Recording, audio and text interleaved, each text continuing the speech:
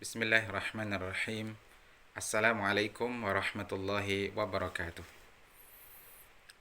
Alhamdulillahirabbil alamin.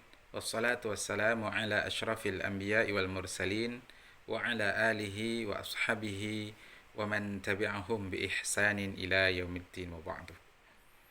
Saudaraku sekalian yang dirahmati Allah Subhanahu wa taala. Beberapa waktu yang lalu viral sebuah video pengakuan dari Ustadz Haikal Hasan bahwa beliau mimpi bertemu Rasul Shallallahu Alaihi Wasallam.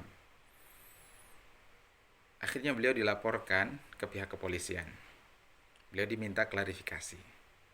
Ketika ditanya apa bukti beliau mimpi bertemu Rasul, beliau menjawab dengan setengah berkelakar mungkin. Kata beliau, ketika mimpi saya tidak bawa HP. Kalau bawa HP mungkin akan beliau rekam. Nah, saudaraku sekalian yang dirahmati Allah, sesungguhnya ru'yah atau mimpi seorang mukmin bertemu dengan kekasihnya, baginda Nabi Muhammad SAW adalah perkara yang hak. Kita tidak boleh mengingkarinya.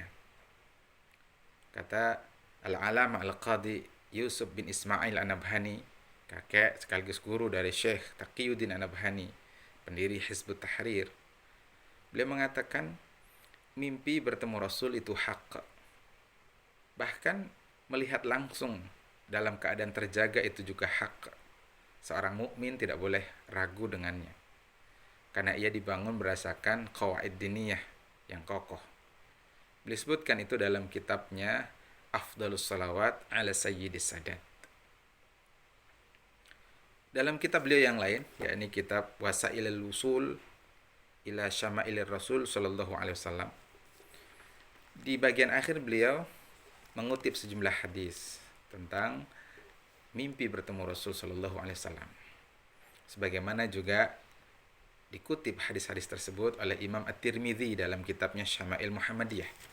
Karena semua hadis dalam Syama'il Muhammadiyah beliau kutip di sini dan beliau tambahkan dari kitab-kitab yang lain. Di antaranya hadis dari Abdullah bin Umar radhiyallahu taala anhuma, ani Nabi sallallahu alaihi wasallam qala, man ra'ani fil manami, siapa yang melihatku dalam tidur, maksudnya ketika bermimpi, faqad ra'ani, maka sungguh dia telah melihatku. Lihat redaksinya, menggunakan huruf qad dan sesudahnya fi'il madhi. Ini untuk menunjukkan kebenaran, menunjukkan sahihnya berita tersebut, bahwa jika seseorang melihat Nabi Shallallahu Alaihi Wasallam dalam mimpi, itu benar, itu hak. Kenapa? Karena Nabi selanjutnya menjelaskan fa inna syaitana la yatamatsalu bi, karena syaitan itu tidak bisa menyerupaiku. Kan mungkin saja kita berpikir syaitan mungkin menyerupai baginda Nabi sallallahu alaihi wasallam lalu hadir dalam mimpi kita. Untuk yang lain mungkin iya, tapi itu tidak berlaku bagi baginda Nabi sallallahu alaihi wasallam. Beliau nyatakan tadi, syaitan tidak bisa menyerupaiku. Nah, hadis-hadis serupa ini banyak disebutkan dalam kitab ini dari jalur periwayatan yang berbeda-beda. Bahkan secara umum Nabi mengatakan mimpi seorang mukmin itu adalah di antara bagian kenabian. Ya, dari Anas bin Malik radhiyallahu taala anhu, qala Rasul sallallahu alaihi wasallam, man ra'ani fil manami, siapa yang melihatku dalam mimpi, faqad ra'ani, sungguh dia telah melihatku. Fa inna syaitana la yatakhayyalu bi, karena syaitan itu tidak bisa menyerupai baginda Nabi sallallahu alaihi wasallam. Kemudian beliau mengatakan wa ru'yal mu'min juz'un min sittatin wa arba'ina juz'an minan nubuwah. Dan mimpi seorang mukmin itu merupakan satu bagian dari 46 bagian kenabian. Maka kita tidak boleh meragukan haknya mimpi bertemu Rasul Shallallahu Alaihi Wasallam. Nah, lantas kemudian apa amalan yang kita bisa lakukan sehingga kita diizinkan merasakan nikmatnya mimpi memandang wajah Rasul Shallallahu Alaihi Wasallam?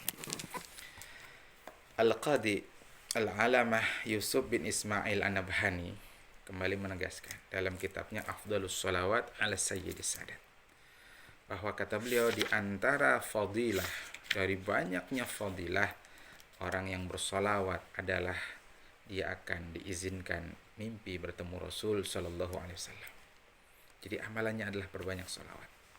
Beliau nyatakan wa minha, di antara fadilah sholawat adalah ru'yatun nabiyyi sallallahu alaihi wasallam fil manam, bermimpi bertemu Rasul sallallahu alaihi wasallam, wa in aktsaru minha fa fil yaqazah. Kalau dia lebih banyak lagi membaca sholawat, maka dia akan melihat baginda Nabi dalam keadaan terjaga. Berapa ukuran banyak? Guru kami Al-Ustadz Abdul Hafiz, semoga Allah menjaga beliau, menyebutkan dari guru beliau, paling sedikit kita dalam sehari membaca 300 kali sholawat. Dan lebih afdal lagi kalau ditambah menjadi 1000 kali sholawat. Allahumma sholli ala sayyidina Muhammad. Dan Al-Fakir pesankan kepada diri Fakir sendiri, dan semoga ini bisa diamalkan oleh kita semua, hadirkan indahnya, agungnya, mulianya akhlak baginda Nabi Sallallahu Alaihi Wasallam dalam diri kita ketika kita bersalawat. Jadi ketika kita membaca Allahumma sholli ala sayyidina Muhammad, hadirkan sifat tawadhu beliau. Allahumma sholli ala sayyidina Muhammad, hadirkan sifat penyabar beliau, penyantun beliau, sekaligus sikap tegas beliau ketika hukum-hukum Allah ini dihinakan. Ketika ada yang mengatakan beliau tidak adil dalam memutus hukum, wajah beliau memerah, menggambarkan beliau marah jika syariat ini dilecehkan. Hadirkan sifat-sifat itu.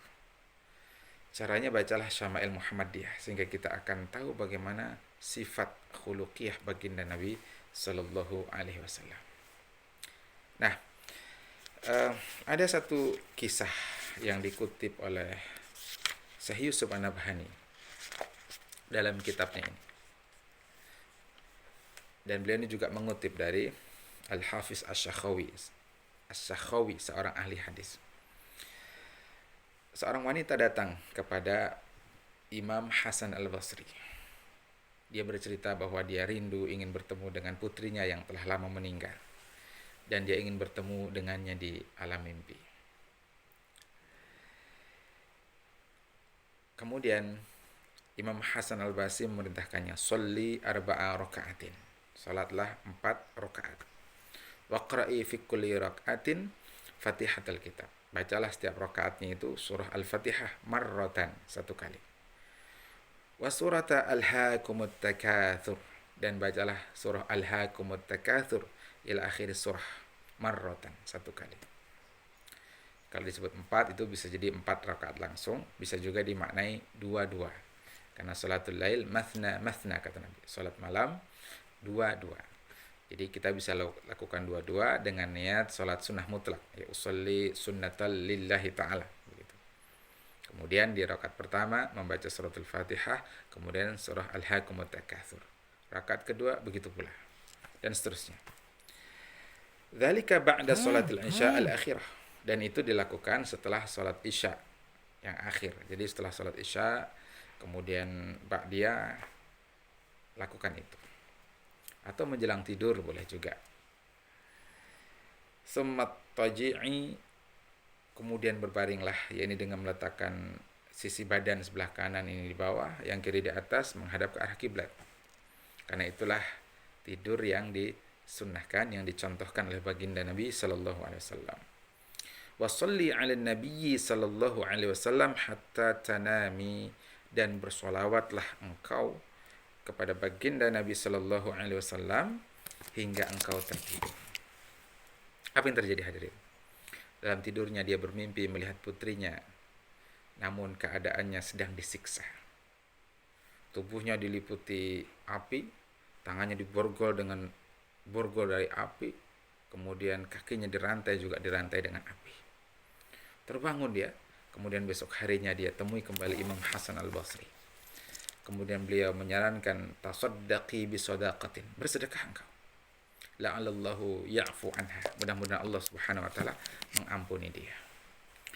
Ternyata di malam harinya gantian Imam Hasan Al-Basri bermimpi bertemu dengan putri perempuan tersebut, dan dilihatnya kondisinya jauh berbeda dari yang diceritakan ibunya. Dia ada di satu tempat yang indah, yang bagus, mengenakan pakaian yang bagus dari sutra, di kepalanya ada mahkota. Lalu dia bertanya karena penasaran, apa yang menyebabkan engkau menempati manzilah atau kedudukan ini? Dijawab olehnya, ada seorang laki-laki soleh yang masuk ke komplek pemakaman kami, mungkin siang hari setelah si ibunya bermimpi tadi. Kemudian orang soleh tersebut bersolawat atas baginda Nabi Sallallahu Alaihi Wasallam. Akhirnya kami memperoleh kemuliaan seperti ini. Masya Allah, saudaraku sekalian. Riwayat ini menceritakan tentang yang pertama, amalan agar bermimpi dengan orang yang kita cintai. Ayah, ibu, anak, istri, suami. Nah, termasuk adalah orang yang kita cintai, bahkan kecintaan kita terhadapnya melebihi kecintaan kita terhadap yang lain, yakni baginda Nabi Sallallahu Alaihi Wasallam. Dengan mengamalkan itu, mudah-mudahan kita bisa bertemu dengan Rasul Sallallahu Alaihi Wasallam di dalam mimpi kita, dan mudah-mudahan yaqadzatan bertemu dengan beliau, melihat beliau secara zahir di dunia, lebih-lebih nanti di akhirat. Riwayat ini juga menggambarkan tentang besarnya fadilah salawat atas baginda Nabi Sallallahu Alaihi Wasallam. Bahkan luar biasanya salawat ini, Imam Asy-Syatibi juga Imam As-Sanusi sebagaimana dikutip oleh Syekh Yusuf An-Nabhani, pahalanya akan tetap ia terima meskipun dia bersolawat karena riya, qasdur riya. Jika amalan lain tidak akan diterima kecuali ikhlas, namun orang yang bersolawat tetap akan sampai pahalanya. Dia akan meraih pahala solawat tersebut meskipun dia lakukan dalam keadaan riya.